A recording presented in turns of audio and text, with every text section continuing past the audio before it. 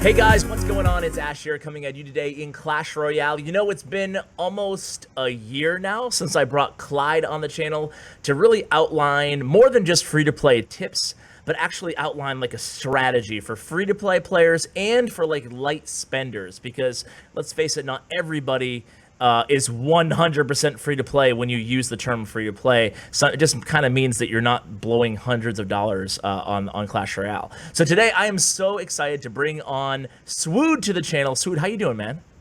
Doing great, Ash. Thanks. How are you?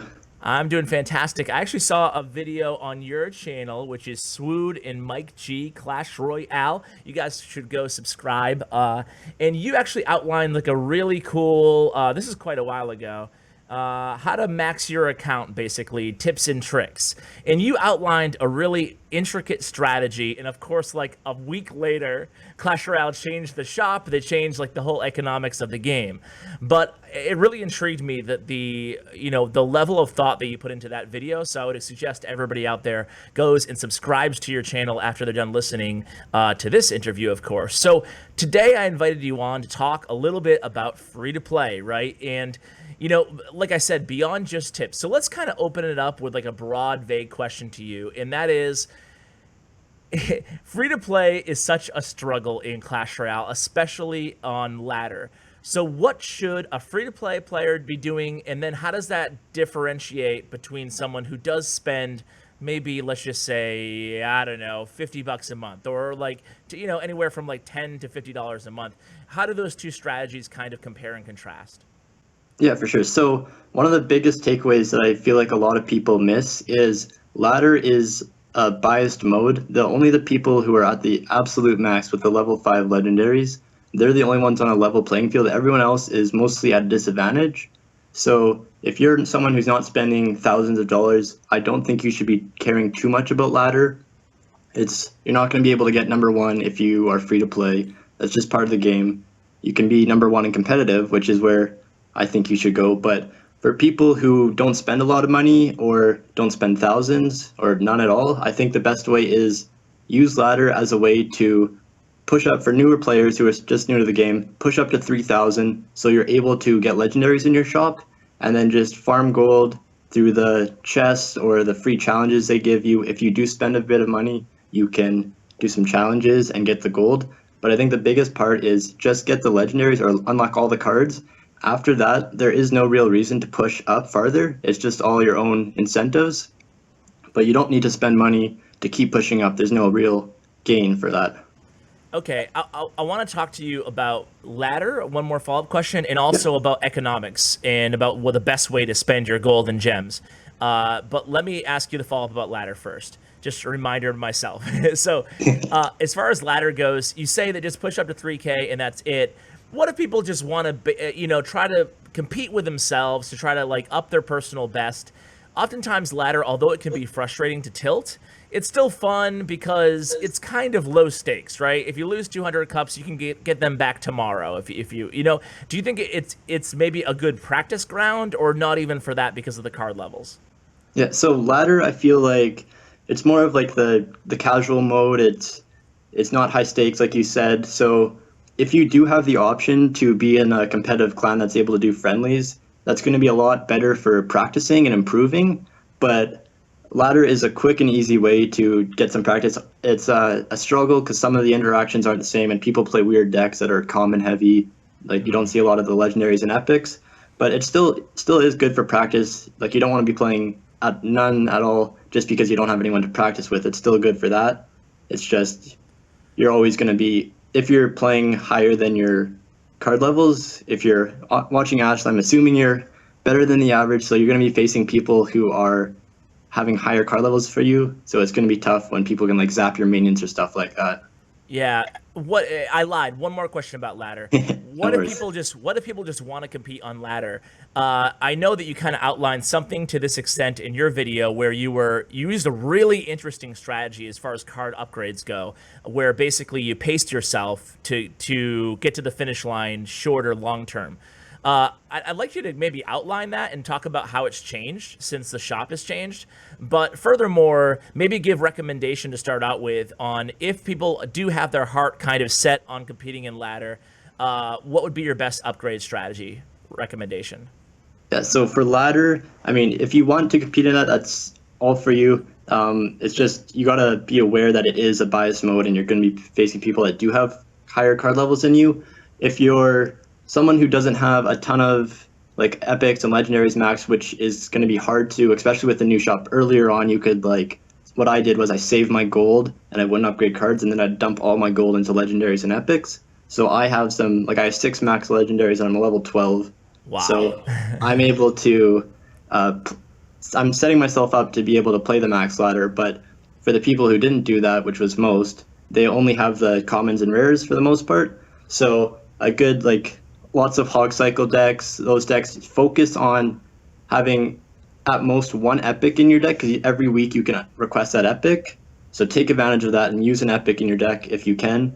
And then a couple rares, and then obviously focus on requesting those rares and then fill it out with commons. You want to be requesting rares over commons because the rares are going to take longer to max out. So having a level 11 Hog Rider, for example, is better than having level 13 Archers, especially because it's a win condition, but it's also going to take longer if you don't request it all. Okay, so you recommend requesting rares and then just aiming to really focus on one epic card that you think best, complements your deck that you like using. Yes, and sorry for cutting you off. One more thing is I wouldn't recommend upgrading too many cards if there's no use for you having, say, 1 million or 2 million gold dumped in cards that you're not using on ladder. For me, the best strategy was just upgrade every card to tourney cap or maybe 1 or 2 levels more for a little bit of XP, but if you're not going to use the card on ladder, there's no real reason to upgrade it. You just keep it as low as you can, save that gold, and you can either use it to buy stuff from the shop or upgrade cards to a higher level once you request more of them. Okay, yeah, that's a great tip. So don't upgrade cards that you don't really have any interest in using, certainly not just for the experience. Request rares only, especially the ones that you use for a win condition, probably Hog, for most people. And then focus on 1 epic. All good advice. When you are going to upgrade your common cards, do you recommend starting with spells or... For support or for common cards, I generally would recommend upgrading support cards, or like Zap is a big one because most decks have Zap or Log. If you're free to play, your Log's likely like level 2, maybe level 1, but you're not going to be able to get to that level 4 Log easily. So I think Zap is a really big one to upgrade. And then other than Zap, because like I have a level 13 Zap, it's my only max card, but I'm sitting at 4,000 trophies and I can zap everybody's minions. It's awesome. I'm playing so well. But other than that, I think cards like Knight, Archers, Ice Spirit, Skeletons, all those support cards are really big to upgrade because those are cards that if you do switch your win condition, there's still a lot of cards that are changed over because to upgrade a new card to max, it costs a couple 100,000. So you don't want to be switching your deck every week. If you're using the same support cards, that helps lower the cost of that. Okay, so that's good advice. So use the same support cards. Even if you're, even if you want to change decks, try to at least use the same, whatever, 8 or so overall support cards kind of to complement the win conditions. Let me ask you about spending your gold, because gold is such a valuable resource, obviously. So is gems. So would you recommend free-to-play players who save their gold? Maybe it's 2 separate answers, again, for the light spenders and the free-to-play players. Do you recommend that they buy every legendary that appears in shop, especially if it's an unlock? Or what would be your legendary buying strategy? Yeah, for sure. So I'm also gonna do a little one for the people who spend a bit more and do challenges, just because I know they do watch too. So for the people like myself who do spend gems to do challenges, I recommend you guys buy every epic, every legendary. It's just there's not a lot of ways to spend your gold now other than upgrades. But if you're only doing 1 or 2 decks, there's not a lot of ways. So you just dump it all on legendaries, and then you have that ability to have all those max legendaries. For the light spenders, I would say I'm assuming all the light spenders have all the legendaries already. If you don't, it's a must to get all the legendaries. That should be priority number 1 for everyone, to get all the cards in the game. And after that, if you want, you can pick 1 or 2, maybe 3 legendaries, and I would only recommend buying those ones because you're not going to have a ton of gold. So you want to be focusing on like your 1 deck you're playing, and then I would still buy all the epics because they're very cheap, very worth it. But the legendaries, you're not going to be able to buy every Sparky and Lumberjack that comes in shops. So just focus on the ones that you really want. For the free-to-play players, obviously, biggest goal is unlocking every card. So this is more for the newer players. If you're a free-to-play player that's been playing for a year, I'm assuming you have most of the cards, but for the newer people, you just want to get to the 3,000, like I said. Save up your gold, get the 40,000, buy your E-Wiz. It's going to be a lot better than the Musketeer. You get that auto zap. It's really good. So getting all the cards, and then if you're free-to-play and you're very far along, you can start buying maybe 1 or 2 legendaries of cards that you really want, but other than that, I wouldn't recommend buying too many more. Okay, so you're spending gold on legendaries that you really want, that you use. What about the rest of your gold? You're using it on epics, and then what? Just card upgrades, basically? Yeah, so I'd always recommend buying the epics if you can afford it. For free-to-play players, you're not always able to buy it, but try and buy the good ones. Other than that, yeah, you're focusing on your one deck or your 10 to 15 main cards that you use, and you switch between decks with those. I'd recommend just upgrading those cards.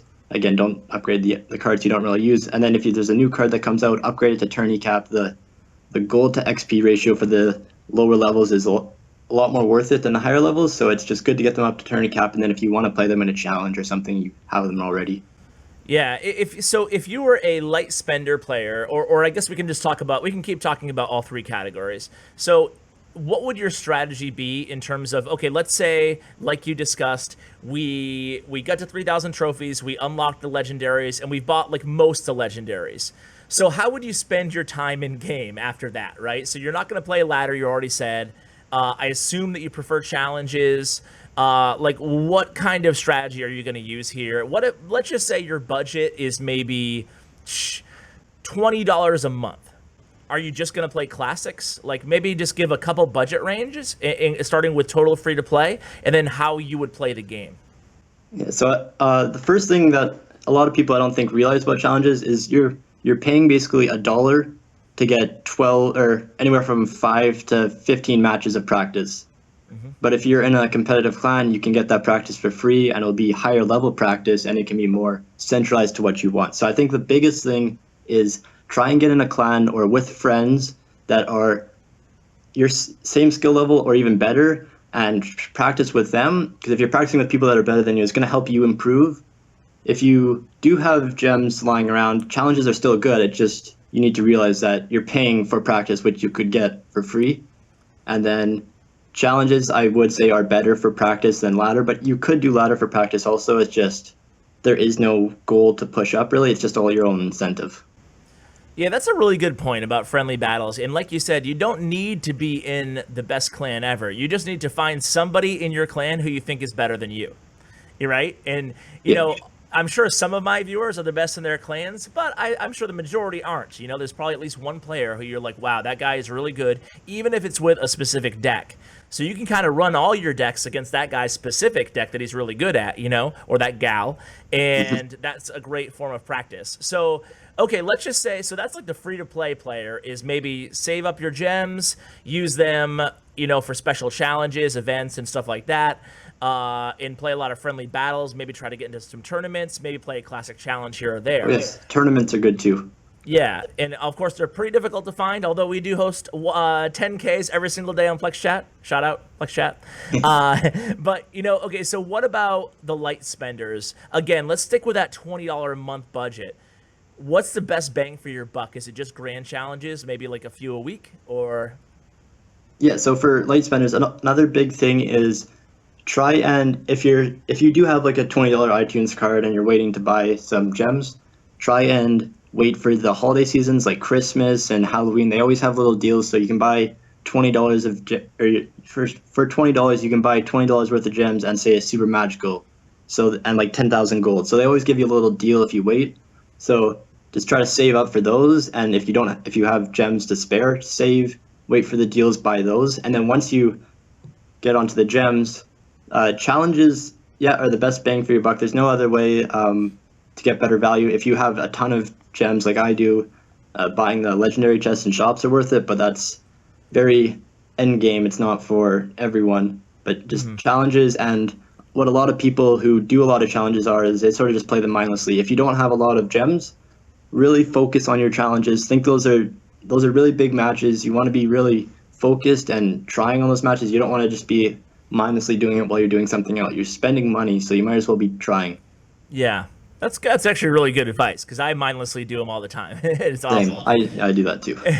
Well, you know what? Let's talk about the bigger spenders then, right? Because I'm sure not everybody is 100% free to play here. So someone like me who I have no issues dropping a few $100s in Clash Royale if it's a really good reward, if I feel like it's worth it, right? But at the same time, I'm not rich enough to just binge on super magical chests. So I'm I like, wish. yeah, right. So I'm definitely a pay to win player, but I'm not like that pay to win. So like, what is the best route for people like me? Is it just like absolutely grinding grand challenges and taking advantage of deals? That's what I do basically. Yeah, so obviously taking advantage of deals is awesome. Before the shop changed, when you could buy the 3 legendaries, the biggest thing was making sure you always had like 300,000 gold, so you could say a legendary came in shop, you could buy all 3 of them. They'd be 40,000, 80,000, 120,000. So that's how I got like I have Miss those Ewiz. days, Swood. Yeah. I miss those days, man. I got like Ewiz, Graveyard, Princess, Log, Miner. Those are all maxed out because I would wait until their shop, buy 3 of them, and then if I was below the 300,000 mark, I would go grind a lot of challenges to get back up there. But now it's sort of the shop, you're only able to spend maybe 40,000 on a legendary 2 or 3 times a week. So as long as you're getting that like 150,000 gold a week in challenges, there's not really a big reason to play challenges now. It's just for more practice and fun. If you want to upgrade cards, then you do need to play more too, because like to max a card out, it's a couple 100,000, 200, 300,000 depending on where it's at. So if you do want to play a new deck, you got to have some gold lying around. Yeah. But other than that, there's no big reason to play challenges now that the shops got nerfed. Yeah, shop nerf really stinks for people, especially in our kind of range where we would kind of save up and binge on legendaries. I feel like now it's going to take me 10 years to ever max out legendaries. I'm actually lucky on that end because like I said, I have 6 legendaries that are already maxed, so I got ahead of the curve, and now I'm not really as hurt as everyone else who does spend gems because I just sit here. I'm still buying all the legendaries, but I'm ahead. Yeah, a very good point. My last question for you, Swood, is what about quests? So a lot of people feel kind of let down by the quest system, but do you have any like tips or tricks? I saw you actually, you guys have a video out last week about quests. It's called Quests, Tips and Tricks. So can you give me maybe a little teaser on some tips to basically take the best full advantage of quests? Yeah, so if you want to see the full video, obviously it's over on my channel. Yeah. And basically it's, so you get 1 quest a day, you get 20 points per quest, and you have a max of, say, I think it's 4 quests. So obviously biggest thing is make sure you don't go over the cap, because then the next day you get no. So you get 0 points instead of 20. So always make sure you have like no quests up if that's possible, or like 1 or 2. So you get 20 points per day if you have a regular one, but if you get a free chest, you actually get, it's 3 free chests and they're 5 quest points each. If you're able to, you unlock the first one and the second one, so you get 5 points for each and the free chest, and then you replace that one and you get a new one for 20. So you actually get the 10 points plus the 20 from the new one, so you're getting 30 instead of 20. And then for the daily quest, it's the 5 days of the 5 points each. You just, on the day 1, you take the 5 points and you refresh it, and you get a new one for 20, so you get 25 points that day. And then the next, basically every day you get a free chest or a daily quest if you replace it. So I'm getting 25 to 30 points a day instead of the 20. Oh, interesting. Okay. That's actually a really good tip.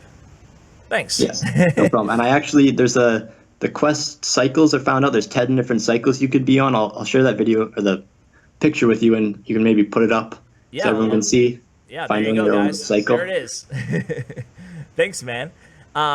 Any final thoughts before we let you go? I will link again the quest video that they did over on their channel, and of course their channel link as well. But any kind of final thoughts to wrap things up, Swood? Not really. Thanks for having me. If any of the viewers have any questions for me, because some of this stuff is confusing, I'm not sure if I explained it clearly, just feel free to reach out to me or Ash. I'm sure we'll be happy to help you. Thanks for having me on, Ash. It was a pleasure. Swood, always a pleasure chatting with you, man. It was great meeting you too at King's Cup 2, finally. It was awesome. All right, man. Well, thanks for coming on. I'm sure the audience definitely benefit from these tips. Again, guys, I go ahead and highly recommend you subscribe to their channel. The link is in the description. Thank you so much for watching. Huge shout out to my YouTube partner, Bren Chong. Check out his information as well in the description below. Thank you, and as always, take care, guys.